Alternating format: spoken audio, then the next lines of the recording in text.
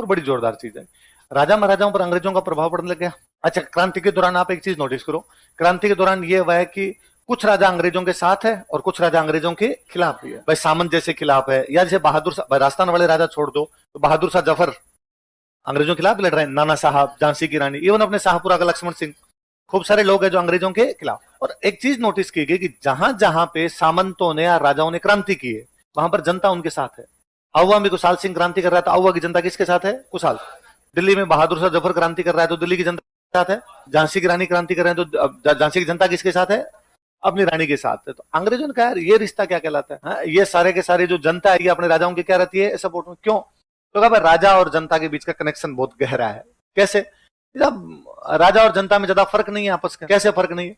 जैसे मारवाड़ का राजा है तो मारवाड़ का राजा भी मारवाड़ी बोलता है, जनता भी मारवाड़ी, भाषा में कोई भिन्नता नहीं। राजा भी बाजरे की रोटी खाता है, जनता भी बाजरे की रोटी खाती है। खान पान में कोई भिन्नता नहीं, राजा भी धोती कुर्ता पहनता है, जनता भी धोती कुर्ता पहनता है। वेशभूषा में कोई, इवन राजा जब जनता के बीच में कभी जाता है तो वहीं नीचे धूल के अंदर जनता बैठ जाती है, वहीं राजा बैठ जाता है। बस इतना राजा के लिए चेयर लगा देते होंगे, बाकी नीचे बैठते होंगे। बाकी वो का वो तरीका है, वैसा का वैसा है।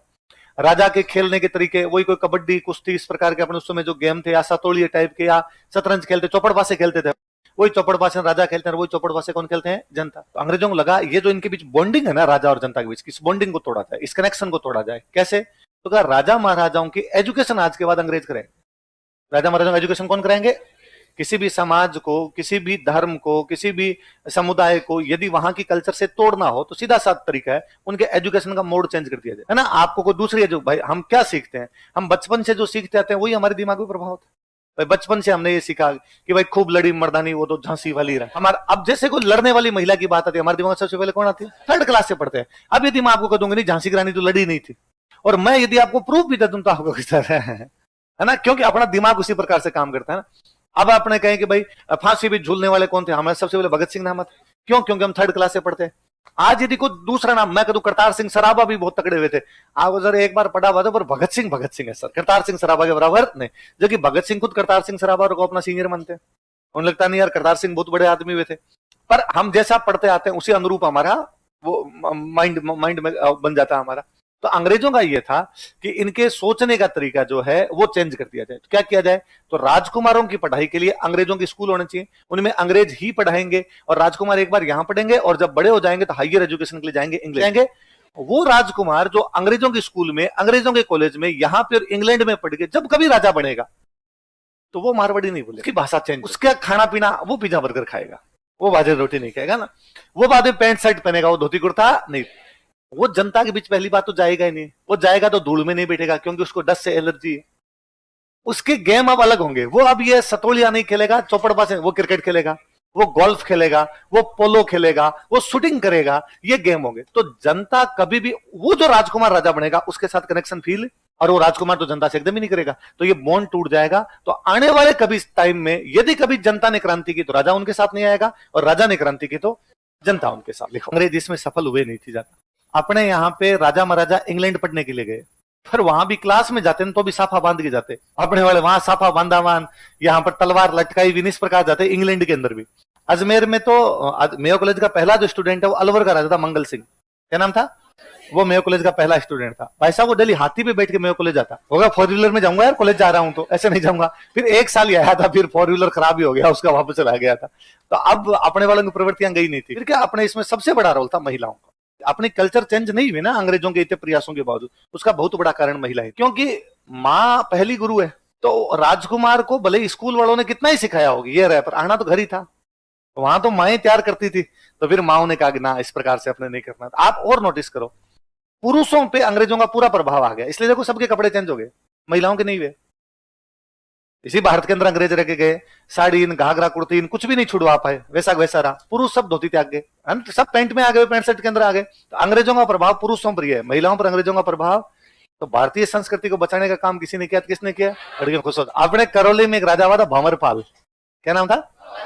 तो उसकी माँ अड़ गई थी कि मैं कॉलेज भेजूंगी नहीं, मैं कॉलेज नहीं भेजूंगी मेरे बच्चे को, यही यहाँ करौली में टीचर लगा दिया जाए। अपने यहाँ जयपुर वाले जो राम सिंह सेकंड है, तो राम सिंह सेकंड की माँ अड़ गई थी कि ना मैं नहीं भेज रही। तो फिर आगरा से एक मास्टर बुला के यहीं पे पढ़ाया गया, नहीं मैं मेरे बच्चे को नहीं भेजूंगी। फिर एक आधे कोई गए और वहां जाके अंग्रेजों जैसा बनने का प्रयास भी किया, तो अपने आसपास की जनता जालिम है जी अरे तक सिंह पढ़ते हैं, तक सिंह। आगे हम पढ़ेंगे तक सिंह एक बेटे थे प्रताप सिंह, और बड़े फेमस आदमी रहे, जोधपुर के प्रधानमंत्री बने थे सर प्रताप। क्या नाम था सर प्रताप? लंदन गए थे, लंदन से वापस आए तो दाढ़ी मूछ कटवा के। अपने दाढ़ी मूछ कटवाने को बहुत बुरा माना जाता था। पहले दाढ़ी मूछ कटवाने का मतलब था घर में किसी की डेथ हो गई, यदि दाढ़ी मूछ दोनों आपके साफ है, इसका मतलब घर में कोई ना कोई अनहोनी हो गई, तब आपने दाढ़ी मूछ कटवाई। और सिर पे उन्होंने टॉप लगाना, हेट लगाते अंग्रेज, हेट, तो हेट लगाना शुरू कर दिया था। तो जब वापस आए तो किसी कवि ने उनको देख के कहा कि दाढ़ी मूछ मुंडाए के हो गए घोटम घोट, दाढ़ी मूछ मुंडाए के हो गए घोटम घोट। हे सूत तख्तेस के, सूत मतलब होता बेटा, हे सूत तख्तेस के, हे तक सिंह के बेटे, अब बाकी बचा लंगोट। अब ये लंगोट बचा है, ये खोल के नागा और हो जा तो पूरा अंग्रेज हो जाएगा। पूरा अंग्रेज हो जाएगा, फिर तेरे में कुछ ही बचेगा। आपने तो उन्होंने कहा लहरे भाई रे, कल से मुझे वापस उगवाते हैं, है ना, आपने तो ये नहीं करना था। अपने बाद में वो प्रभाव कभी आ ही नहीं पाया था जितना अंग्रेजों का आना था, पर उन्होंने अपना पूरा प्रयास किया। पर एक चीज में उनका प्रयास सफल रहा, गेम। ये भारत में गेम ही राजाओं के शुरू किए हुए हैं, क्रिकेट, पोलो, है ना। ये भाई सिंपल सी बात है, पोलो कैसे खेला जाता है? घोड़ों से। आम आदमी कहां से लाएगा? राजा के पास तो थे। फिर पोलो के लिए इतना बड़ा ग्राउंड चाहिए, आम आदमी कहां से लाएगा? राजा तो बना सकता है। क्रिकेट के लिए अब क्रिकेट वनडे 2020 आया, पहले क्रिकेट में टेस्ट मैच ही होते थे। एक टेस्ट मैच होता 6 दिन का, कितने दिन का? आम आदमी फ्री थोड़ी बैठा है। राजा महाराजा फिर भी थे, राजा महाराजा का खेलो। तो इसलिए ना क्रिकेट पहले आप पुराने मतलब 2000 ईस्वी तक भी, 2000 के बाद में क्रिकेट पूरी चेंज हो गई एक प्रकार से। 2000 ईस्वी तक आप पुराने देख लो, उनमें फील्डर बॉल के पीछे भागता नहीं है। शॉट मारा, बॉल गई तो पास में थी तो पकड़ ली, भागूंगा नहीं, मैं राजा हूं, भागूंगा थोड़ी बॉल के पीछे। तो बाहर बॉल बॉय हुआ करते थे, ग्राउंड के बाहर बॉल पकड़ के वापस फेंकेंगे, मैं नहीं जाऊंगा भाग के। तो ये प्रवृत्ति कई सालों तक रही थी। तो 2000 ईस्वी तक भी इस प्रकार के नहीं थे। फिर जब गांव के लड़के आने शुरू हुए ना, उन्होंने बॉल के पीछे भागना शुरू किया, पढ़ना शुरू किया, डाइव, है ना। राजा को लगता है कपड़े खराब नहीं हो जाए। डाइव क्या होती है? डाइव तो मतलब टेस्ट मैच में बीच में एक दिन की छुट्टी रखते कपड़े धोने के लिए, वह पुराने कपड़े पहन के थोड़ जाएंगे। और तब इतनी ड्रेस वगैरह ज्यादा होती नहीं थी। तो ये पूरा राजाओं का गेम ही था। तो जेंटलमैन गेम ही बोलते थे। ये गालियां वाले निकालना ऑस्ट्रेलिया वालों ने शुरू किया, क्योंकि वो गुंडे हैं। ऑस्ट्रेलिया में उन्हीं लोगों को बसाया गया था जो इंग्लैंड में गुंडे थे। इंग्लैंड में जो क्रिमिनल्स थे उनको अमेरिका में बसाया था या ऑस्ट्रेलिया में बसाया था। तो आज भी क्रिमिनल्स की औलाद है तो क्रिमिनल्स ही है, वो दिखते भी हैं। बाकी अपने तो राजा महाराजा टाइप के लोग थे, तो गालियां किस बात की यार, बड़े यूं जेंटल तरीके से बात किया करते थे, इसलिए बोलते इसको थे जेंटलमैन गेम। बाद में ऑस्ट्रेलिया वालों ने निकालनी शुरू की, और फिर भारतीय क्रिकेट में जब से गांव वाले आने शुरू हुए तो उन्होंने कहा रुक रहा है कैसा ऑस्ट्रेलिया वाले गाली निकालेंगे तो तुम क्या करोगे? अपने भी सामने निकालेंगे, तो तुम तो हिंदी में निकालोगे। कहा साहब गाली ऐसी चीज होती है जो कोई भाषा में निकाल दिया समझ में पक्की आती है। कुछ ना कुछ तो किया है भाई साहब, हम बोला तो है कुछ ना कुछ, तो वो बात है। हरभजन सिंह ने, ऑस्ट्रेलिया के प्लेयर था वो एंड्रू साइमंड्स, तो उसने कहा था कि मेरे को इसने मंकी कहा है, उन्होंने कहा बंदर मंकी कह दिया होगा। हरभजन ने कहा कि मैंने जो कहा था मेनू की मुझे क्या, तो कुछ ही कहे वो गया यार, इसने मेनू की नहीं कहा था, इसने कहा था मंकी। और गांगुली का बाद में एक स्टेटमेंट है, गांगुली कहता है कि ना तो मंकी कहा था ना मेनू की कहा था, उसने मां से संबंधित कुछ दूसरा ही कहा था। उसको बेचारे को पल्ले ही नहीं पड़ा था किसी का। और पंजाबी आदमी था, 2-4 गालियां यूं निकाल देता चलता चलता, तो अपने इधर कोई प्रभाव पड़ा नहीं था ज्यादा। तो जब अपने राजा महाराजा बाहर गए तो उनको कम से कम ये तो पता चला कि यार बाहर की दुनिया कितनी बदली हुई है। उनको समझ में आया कि यार यहाँ पे तो स्कूल है, अपने जो स्कूलों वाला सिस्टम में डेवलप ही नहीं हो पाया था ढंग से। उनको ये भी पता चला लड़कियां भी पढ़ती है और उनके लिए अलग से स्कूल होता है। तो अपने राजा महाराजाओं ने खूब सारे स्कूल, इसलिए आप नोटिस कीजिए उस समय अपने राजाओं के जो भी हेडक्वार्टर है, जैसे बीकानेर, जयपुर, जोधपुर, भरतपुर, इन सब में स्कूल और कॉलेज अंग्रेजों के टाइम में खुल गए। अपनी राजस्थान की सबसे बड़ी यूनिवर्सिटी कौन सी? राजस्थान यूनिवर्सिटी। ये भी आजादी से पहले की। दोनों चीजें, हेल्थ में और इसमें आपके एजुकेशन में दोनों। राजस्थान का सबसे बड़ा हॉस्पिटल कौन? राजा के टाइम का है सबसे बड़ा हॉस्पिटल। सबसे इवन महिलाओं के लिए अलग से हॉस्पिटल खुला, जनाना, नाम ही देख लो उसका, जनाना हॉस्पिटल। ये कि बाहर गए तब अपने वालों को समझ में आया कि सब महिलाओं के लिए हॉस्पिटल होना चाहिए, वरना आपने तो ये था कि डिलीवरी में महिलाएं मर जाती थी। मैं तो कहता हूं आप तो 1970-80 तक की सारी फिल्में देख लीजिए भारत की, सब फिल्मों में कॉमन डायलॉग है, या तो मां बच सकती है या बच्चा बच सकता है। दोनों तो नहीं बचेंगे, एक तो मरेगा। आप तय कर लो मारना किसको है, मारेंगे तो सही है। यही था ज्यादातर फिल्म। आजकल फिल्मों में डायलॉग नहीं है, इसका मतलब है कहीं ना कहीं हमारी मेडिकल फैसिलिटी क्या थी? कम थी। पर वो जितनी भी थी वो अंग्रेजों के टाइम में विकसित होने लग गई थी। उसका कारण ये था कि राजा महाराजा पढ़ने के लिए बाहर गए, अंग्रेजों के कॉन्टेक्ट में, तो थोड़ी बातें सीखे, तो फिर उन्होंने विकास भी। अच्छा सुन लो, पूरी लाइन सुन लो ना। अब होता क्या है, जब एजुकेशन आई, स्कूल खुलवाने शुरू कर दी, कॉलेज खुलवाने शुरू कर दी, एजुकेशन है, एजुकेशन आई तो नौकरियां लगने लग गए। पहले नौकरी वाला तो फील्ड ही नहीं था। पहले दो ही थे, या तो कर लो खेती या किसी उद्योग में फैक्ट्री में जाके काम कर लो या व्यापार कर लो, यही होता था। लेकिन अब नौकरियां लगने लग गए लोग, कोई छोटी मोटी नौकरियां आने लग गई थी क्योंकि लिखा पढ़ी आने लगी। अंग्रेज ने कहना शुरू किया सब कुछ डॉक्यूमेंटेड होना चाहिए, साहब ये भी लिखो, ये भी लिखो, ये भी लिखो। पहले आपने तो था कोर्ट की कार्रवाई है तो कोर्ट की कार्रवाई बस ठीक है मौखिक रूप से हो गई, पर अब वो लिखवाते। अब लिखवाने के लिए आपको कर्मचारी चाहिए, कर्मचारी चाहिए तो पढ़े लिखे लोग होने चाहिए, पढ़े लिखे लोग होंगे तो एक नौकरी वाला ग्रुप बन गया। और नौकरी वाला जो ग्रुप होता है ना वो हमेशा होता है मध्यम वर्ग। क्या होता है ना, किसी भी सोसाइटी में 3 क्लास होती है, अपर क्लास, मिडिल क्लास और लोअर क्लास। वो है जो मजदूरी पर जीवन यापन करती है। अपर क्लास वो है जिनके पास अथाह पैसा है व्यापार से या किसी भी दूसरे साधन से। मध्यम वर्ग हमेशा नौकरी वाला ही होता है, ज्यादातर जो होगा सब मध्यम वर्ग है। जो भी नौकरी वाला सेक्टर है वो कौन सा है, पूरा का पूरा सर्विस सेक्टर है, वो पूरा पूरा कैसा है, मध्यम। समाज में कोई भी चेंज जो आता है ना, सोसाइटी का कोई भी चेंज, वो हमेशा कौन लेके आता है, कारण कि लोअर जो क्लास है सबसे, उसको तो इतनी फुर्सत कहां पड़ी है कि वो सोचे कि समाज में क्या चेंज लेने हैं। वो तो ये सोचता है रात को तो खा लिया, कल तब मिलेगा जब कमा के लाऊंगा, कल नहीं कमाऊंगा तो कल वाले का जुगाड़ या 5 दिन का जुगाड़ है 7वें दिन खत्म हो जाएगा, यही है। और अपर क्लास है उसके पास इतना है कि उसको वैसे भी नहीं सोचना समाज में क्या हो रहा है क्या नहीं हो रहा है। बीच वाला जो है ना वो क्या है, ऊपर जाने का प्रयास करता है। जो ऊपर जाने का प्रयास करता है क्योंकि वो पढ़ा लिखा हो रहा है तो उसके दिमाग में थोड़े आते हैं, फिर वो सोचता है ये चीज गलत है, ये चीज सही है, ये सही है तो इसको और बढ़ावा दूं, ये गलत है इसको चेंज करूं। इसलिए आज दिन तक दुनिया की सारी क्रांतियां मध्यम वर्ग ने की है। आज दिन तक दुनिया के सारे आविष्कार जितने भी इन्वेंशन हुए हैं वो सारे सारे किसने किए, मध्यम वर्ग ने किए। दुनिया के सारे आंदोलन यदि किसी ने चलाए किसने चलाए और तभी सफल हुए। 57 की क्रांति भारत में अपर क्लास ने चला। 57 की क्रांति के सारे हीरो कौन है, अपर क्लास। बहादुर शाह जफर बादशाह है भाई, नाना साहब पेशवा है आपके, झांसी की रानी रानी है, इसलिए वो सारे के सारे अपर क्लास के लोग हैं। 57 क्रांति फेल है ना, असफल रही है 57 क्रांति, उद्देश्यों को प्राप्त करने में सफल नहीं। 57 की क्रांति के बाद का जो नेशनल मूवमेंट है उसमें एक भी राजा महाराजा नहीं है, उसमें सारे मिडिल क्लास के लोग हैं। क्या गांधी जी कहीं के राजा थे, क्या नेहरू जी कहीं के राजा थे, क्या ये एकदम गरीब से थे। इनमें एक बात कॉमन है, ये सारे पढ़े लिखे, सारे पढ़ लिख के आए हुए एकदम एक मिडिल क्लास या थोड़ा तो अपर मिडिल क्लास के लोग थे। इसलिए इन सब ने नए तरीके अपनाए, यार ये तरीका बन सकता है, ये बन सकता है, ये बन सकता है। अपने भी यहाँ पर ये हुआ, अपने जब राजा महाराजा पढ़ के स्कूल खोले, अंग्रेजों ने जब यहाँ पे स्कूल खोले, उसे सोसाइटी में शिक्षा आई तो कौन सा वर्ग आया। और पूरा आगे का जो हमारा नेशनल मूवमेंट है वो किसने लीड किया, हम आगे नेताओं का नाम पढ़ेंगे, जयनारायण व्यास, माणिकलाल वर्मा, विजय सिंह पथिक। क्या ये राजा है क्या कहीं के, क्या कहीं के सामंत है, नहीं। जब 57 की क्रांति में सारे के सारे सामंत दिखाई दे रहे हैं अपने, राजा अंग्रेजों के साथ पर सामंत तो लड़ रहे हैं ना अपने, पर 57 की क्रांति के बाद ऐसा कुछ भी दिखाई देता है। लोअर क्लास को ज्यादा पढ़ने के अवसर ही मिलेंगे, अपर क्लास क्यों ही पढ़ेगा भाई। आपको लगता है क्या मुकेश अंबानी का बेटा कभी ऐसे बात करता होगा कि आरएस की वैकेंसी तो आ ही नहीं रही है, क्या तरीका है ये आरपीसी में भ्रष्टाचार है, पेपर लीक हो जाते हैं, फिर तो कोई मतलब ही नहीं निकलता, मैं तो पढ़ता हूं, ऐसी थोड़ी बात करता है ना। एकदम जो लोअर क्लास है उन्होंने 10th ही पास नहीं हुई, उनको पहले कोई ना कोई काम करना पड़ा है ना, कोई ना कोई फैक्ट्री में जाना पड़ा होगा, खेती करनी पड़ी होगी। आप जो सब लोग आए हो ना, आप सब मध्यम वर्ग।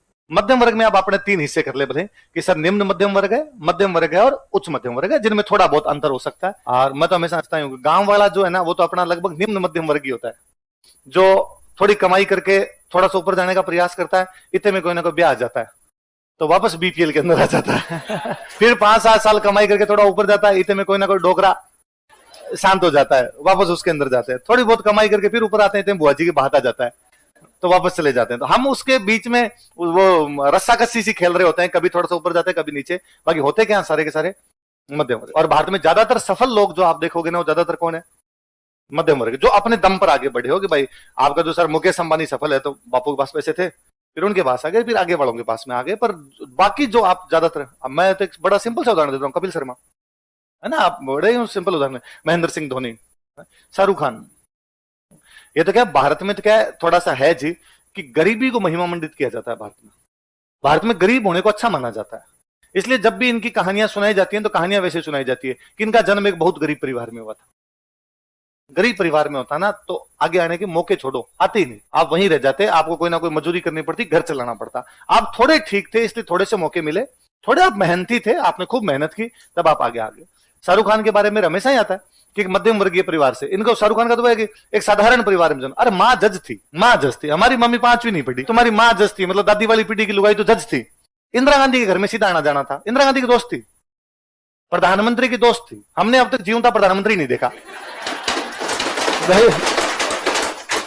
जिनको देखा टीवी पे देखा है ना, मतलब यूं सामने मोदी जी आ जाए तो अपने खुद के भी चुनती करें मोदी जी देख रहे हैं, सच में देख रहे हैं, मोदी जी के भी हाथ लगाना पड़ेगा, आप ही हो मोदी जी हो, सच में हो, तो हमने नहीं देखा, पर है भारत के अंदर। मतलब ऐसे यूं बेतुकी बात करेंगे कि दिल्ली से मुंबई गए थे तब उनके पास ट्रेन में जाने के पैसे नहीं थे। कैसे पॉसिबल हो सकता है? और कौन है ऐसा जो दिल्ली से मुंबई यूं जाएगा और बिना पैसे लिए चला जाएगा? मतलब यूं जान देंगे घर वाले, मैं कितना गरीब से गरीब हो ना, वो भी कहीं भेजे तो कहेगा मैं कर्जा लेके आऊं, पर पैसा लेके जाओ। ये थोड़ी है कि मतलब यूं पैसे नहीं है घर वालों के पास, घर वालों का जा सिमरन यह तो क्या है, भारत में हमेशा गरीबी महिमा मंडित की जाती है, गरीबी ग्लोरीफाई की जाती है। भारत में गरीब होना अच्छा माना है ना। मतलब यदि आप भारत में ये कहते हो ना कि ये एक बड़ा आदमी है और ये पैसे वाला है, तो फिर लोग एक्सेप्ट नहीं करते फिर नहीं हुआ होगा भाई साहब। अब आप ये कहो कि इनका जन्म बेहद गरीब परिवार में हुआ था, ये बहुत साधारण परिवार में पले बढ़े थे, तो लोगों को लगता है कि नहीं यार इसने मेहनत की होगी। जबकि आप नोटिस, मैं हमेशा देखता हूं कि मेरे पापा थर्ड ग्रेड टीचर है। मैं जब पढ़ता था, 5वीं तक पढ़ता था, एक बहुत साधारण से बहुत छोटे से गांव के अंदर, एकदम पाकिस्तान बॉर्डर से 8-10 किलोमीटर अंदर का गांव था। हम 5वीं के अंदर शायद 26 लोग थे, 24 लोग थे जिन्होंने 5th क्लास पास की उस गांव की गवर्नमेंट स्कूल। हम 26 में से, मैं अब कई बार सोचता हूं कि हम में से कितने लोग थे जिन्होंने 6 में एडमिशन लिया। 10 भी नहीं थे जिन्होंने 6 में एडमिशन लिया, बाकी 5वीं के बाद पढ़ाई छोड़ गए। कारण कि गांव की आर्थिक परिस्थितियां या सामाजिक परिस्थितियां या बाहर जाने की व्यवस्था नहीं रही होगी, तो उन्होंने कहा नहीं खेती में काम कर लेते हैं, है ना। मामा का बेटा वहां पर जॉब करता है तो वहां पे जाके जॉब कर लेते हैं। कोई एक आधी साल 6-7 में गया होगा, फिर वापस आ गया होगा, पर वो कोई ना कोई काम लगे। अब मैं सोचता हूं हम 10 जो हम 6 के बाद में आगे गए होंगे, 5th के बाद आगे, उनमें से कितने 10th किए थे? मैं गिन लेता हूं अंगुलियों पे कि यार हम 2-3 ही थे जिन्होंने 10th के बाद में पढ़ाई की, और किसी ने पढ़ाई नहीं। अब मैं देखता हूं वो जो 2-3 पढ़ाई कौन है, फिर मैं देखता हूं कि वो कहीं ना कहीं बाकियों की तुलना में थोड़े ठीक है। वो उस मध्यम वर्ग में आ रहे थे, इसलिए घर वाले सर्वाइव कर रहे थे कि नहीं यार इनको पढ़ने के लिए भेजा जा सकता है। बाकियों को तो मौके नहीं मिले, नहीं मौके मिले तो वहीं रह गए। तो आप यदि आगे आए हो थोड़े से, इसका मतलब कहीं ना कहीं घर वालों के पास में कुछ ना कुछ तो था। यदि नहीं होता एकदम तो नहीं। पर वही है, मेरे को अभी किसी ने दिखाया कि किसी ने एक वीडियो बना रखा है मेरा, और उसके ऊपर वो टाइटल लगा रखा है, बेहद गरीब परिवार से यहां तक कैसे पहुंचे। मैं ये मेरे को जिस दिन मिलेगा ना मैं कूटूंगा इसको, है ना। मैं कतई गरीब नहीं रहा। और फिर गरीबी सापेक्ष है, गरीबी सापेक्ष है कि भाई मुकेश अंबानी का बेटा भी दिखता होगा कि बाबा कितने कम पैसे हैं ना, देखो, है ना। बिल गेट्स तो इतने लेके बैठा और अपने पास तो है ही नहीं, है ना। अपने पास तो केवल 5 ही हेलीकॉप्टर है, बाकी उनके पास तो 15 हेलीकॉप्टर है। ये भी तो तुलना होती होगी। और हम 11th में पढ़ते थे, साइंस थी, तो साइंस में हिंदी इंग्लिश कमजोर रह जाती, मैथ्स फिजिक्स केमिस्ट्री वही निकालते रहते हमेशा। तो हमारे हिंदी के मैम थे, बहुत भले बड़े जेंटल मैम। तो उन्होंने एक दिन क्लास के अंदर कहा कि मैं आपकी हिंदी की एक्स्ट्रा क्लास लूंगी, और पूरे 40 बच्चों की क्लास ने तालियां बजा के स्वागत किया। अरे मैम कितना सोचते हैं, एक्स्ट्रा क्लास का मतलब है मैम 1 घंटे हमारे लिए रुकेगी, और प्राइवेट स्कूल वाले पैसे भी नहीं देते अलग से। मैम ही अपनी तरफ से लोड ले रही है कि मैं बच्चों को पढ़ाऊंगी। हम 3 लोग, एक मैं, 2 गंगानगर के और जो वहां पे आगे रूम लेके बीकानेर पढ़ते थे, हम तीनों मैम के पास गए। और मैम हमको जानते थे, हम पढ़ने में भी ठीक थे, तो मैम के यूं अच्छे स्टूडेंट्स में भी आते थे। और हमने जाके कहा कि मैम थैंक यू, आपने निर्णय लिया कि आप एक्स्ट्रा क्लास लोगे, पर हम इस क्लास में नहीं आएंगे। क्यों नहीं आओगे तुम लोग? क्या तुम्हारी हिंदी बहुत ज्यादा अच्छी हो गई है? तो मैंने अच्छी तो नहीं भी, पर फिर भी ठीक है, आपने हमारे टेस्ट में नंबर वगैरह देखे होंगे। पर नहीं आने का कारण दूसरा, मैम नहीं आने का कारण यह है कि क्लास की छुट्टी होती है 1:30 बजे। हम 1:30 बजे घर यहां से निकलते हैं तो 1:45 बजे हमारे रूम पहुंचते हैं। फिर जाके हम खाना बनाते हैं तो 2:45 हो जाते हैं मैम। फिर हम खाते हैं तो 3 बज जाते हैं, और सुबह 7 बजे गए हुए होते हैं। यदि आपने 1 घंटे एक्स्ट्रा क्लास ली तो हम सुबह वाला खाना 4 बजे खाएंगे। मैम क्यों भाव चेंज हो गया? मैम ने कहा तुम खाना बनाते हो? जी मैम। तो तुम्हारे यहाँ कोई परिवार वाले नहीं रहते? नहीं मैम। तो तुम डेली खाना बनाते हो, तो तुम्हें खाना बनाना आता है? जी कब से? सिंस 1999 मैं 6 क्लास में ऐसा तब से खाना बनाता हूं, और अब तो मैं इतना एक्सपर्ट हो गया हूं। मैम को मैं कहना चाहता था कि मैं बारात जिमा दूं, मैं लुगाइयों से ज्यादा गोल रोटी बना लूं, तो मैं तो पूरा एक्सपर्ट हूं इस मामले के अंदर। तो मैम हम तीनों को क्लास में लेके, मेरे को अब भी याद है, हम तीनों को लाके खड़ा किया, पूरी क्लास को कहा कि सॉरी मैं क्लास नहीं ले पाऊंगी, ये इन 3 गरीब बच्चों के कारण ये 3 गरीब बच्चे हैं, और ये यहाँ पे खाना खुद बनाते हैं। और हमने, अब मैं कई बार हंसता हूँ खुद ही, मेरे वो दोनों दोस्त मिल जाते हैं ना, हंसते हैं इस बात पे, और हमने भी बड़ा मुंह लटका गया, बहुत गरीब है और पूरी क्लास हमें गालियां निकालेगी इन गरीबों के चक्कर में, और हमारी एक्स्ट्रा क्लास चली गई। पर गरीबी सापेक्ष है। मैम की नजर में खाना बनाना भी गरीब होना था, जबकि हमें लगता है कि वहां और कोई साधन ही नहीं था। क्या करते, खाना नहीं बनाते? पर घर वाले तो 150 किलोमीटर दूर से आने से रहे हमारे खाना बनाने के लिए। अब क्या हो सकता था, या तो होटल में जाकर रोटी खाते हैं या रूम पे बनाते। होटल वाली से हमें लगता था कि पेट खराब हो जाएगा, डेली होटल वाली खाई नहीं जाती, तो अपने बना लेते हैं। दूसरा ऑप्शन क्या था, कुक हो जो बना के चला जाए। उन दिनों बीकानेर में कल्चर ही नहीं थी कुक आए। मुझे याद है मैं जब 12th के लास्ट में आया था तब हमें पता चला कि यार एक कुक है वो बनाता है, हमने छोड़ दिया था बनाना। वो कहता था बाकायदा वो बना के जाया कर, पर जब तक नहीं है तब तक तो खुद ही बनाते। खुद खाना बनाने को गरीबी की श्रेणी में कैसे रखा जा सकता है? पर मैं हमने रखा मेरे को मतलब सापेक्ष है जी कि आप गरीब किस प्रकार से और किस प्रकार से नहीं हो। बाकी हम ज्यादातर मध्यम वर्ग है, इसलिए वो पढ़ने के मौके, इसलिए मध्यम वर्ग सोसाइटी में चेंज लाता है। आप कभी नोटिस कीजिए सती प्रथा के लिए भारत में आंदोलन किसने चलाया? राजा राममोहन राय।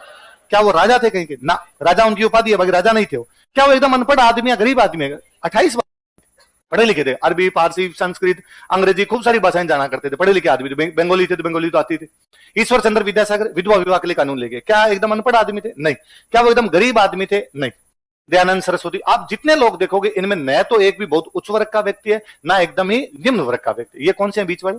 और मध्यम वर्ग में ही चीजें होती है जिनमें चेंज लाया जा सकता है। आप सिंपल से एग्जाम, घूंघट होता है, घूंघट एकदम जो निम्न वर्ग मिलेगा उनके अंदर आपको चीज कम मिलेगी। एक महिला जिसको बेचारी को खेत में काम करना पड़ता होगा, एक महिला इसको फैक्ट्री में 100 पुरुषों के बीच में काम करना पड़ेगा, वो घूंघट रखेगी तो क्या करेगी? फिर वो काम कैसे कर पाएगी? उनके हटेगी ये चीज। उच्च वर्ग में होता ही नहीं। अपने को कैसे लगता है भाई नीता अंबानी घूंघट रखते होंगे? ऐसा नहीं है ना कि भाई मोदी जी कभी जाए करके जाना पड़े। आपके मेरे घर में तो अभी तक चल रहे हैं, थोड़े बहुत कम हो गए हैं पर है ना, अवशेष के रूप में भी ऊपर चल रहे हैं ना, क्योंकि हम मध्यम वर्ग में हैं। तो अपने को न तो कभी निम्न बताना है ना कभी उच्च बताना। उच्च आए नहीं क्योंकि उस दिन पूरे हट जाएंगे, निम्न है नहीं क्योंकि होते तो पढ़ने के मौके नहीं मिलते। यहाँ है इसका मतलब निम्न में तो नहीं है, मध्यम में ऊपर नीचे कर सकते हो, उच्च हुए नहीं। जिस दिन उच्च होंगे उस दिन भी नहीं पढ़ेंगे, उस दिन किताबें कौन भाई साहब, ये वैकेंसियां कौन देखे?